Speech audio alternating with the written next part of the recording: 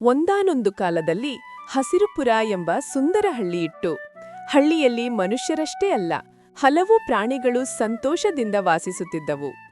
ಹಳ್ಳಿಯ ಮಧ್ಯದಲ್ಲಿ ದೊಡ್ಡ ಬಾವಿ ಇತ್ತು. ಪ್ರತಿದಿನ ಬೆಳಿಗ್ಗೆ ಎಲ್ಲ ಪ್ರಾಣಿಗಳು ಅಲ್ಲಿ ಸೇರಿ ನೀರು ಕುಡಿಯುತ್ತಿದ್ದರು. ಆ ಸಮಯದಲ್ಲಿ ಅವರು ಪರಸ್ಪರ ಮಾತನಾಡುತ್ತಾ ತಮ್ಮ ದಿನಚರಿಯನ್ನು ಹಂಚಿಕೊಳ್ಳುತ್ತಿದ್ದರು.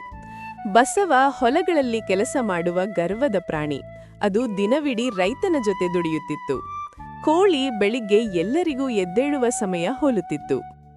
ನಾಯಿ ಬಳ್ಳಿ ಹಳ್ಳಿಯ ರಕ್ಷಣೆಗೆ ಸದಾ ತಯಾರಾಗಿತ್ತು. ರಾತ್ರಿ ಯಾವಾಗಲಾದರೂ ಅತಿಥಿ ಅಥವಾ ಕಳ್ಳ ಹತ್ತಿರ ಬಂದರೆ ಬಳ್ಳಿ ಗರ್ಜನೆ ಮಾಡಿ ಎಲ್ಲರಿಗೂ ಎಚ್ಚರಿಸುತ್ತಿತ್ತು. ಒಂದು ದಿನ ಹಳ್ಳಿಯಲ್ಲಿ ದೊಡ್ಡ ಗಾಳಿ ಮಳೆ ಬಂತು.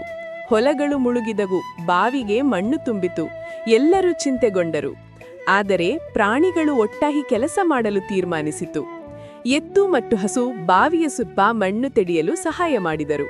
ಕೋಳಿಗಳು ಮತ್ತು ಬೆಕ್ಕುಗಳು ಸಣ್ಣ ಕಲ್ಲುಗಳನ್ನು ದೂರಕ್ಕೆ ತಳ್ಳಿದವು.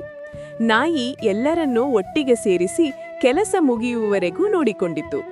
3 ದಿನಗಳ ಕಷ್ಟದ ನಂತರ ಬಾವಿ ಸ್ವಚ್ಛವಾಯಿತು. ಹಳ್ಳಿ ಮತ್ತೆ ಹಸುರಾಯಿತು. ಆ ದಿನದಿಂದ ಹಳ್ಳಿಯ ಜನರು ಮತ್ತು ಪ್ರಾಣಿಗಳು ಇನ್ನೂ ಹತ್ತಿರವಾದರು. ಹಳ್ಳಿಯ ಹಿರಿಯರು ಹೇಳಿದರು, ಸಹಕಾರವೇ ಶಕ್ತಿ. ಮನುಷ್ಯನಾಗಲಿ ಅಥವಾ ಪ್ರಾಣಿಯಾಗಲಿ ಎಲ್ಲರೂ ಒಟ್ಟಾಗಿ ಕೆಲಸ ಮಾಡಿದರೆ ಯಾವ ತೊಂದರೆಯನ್ನೂ ಗೆಲ್ಲಬಹುದು.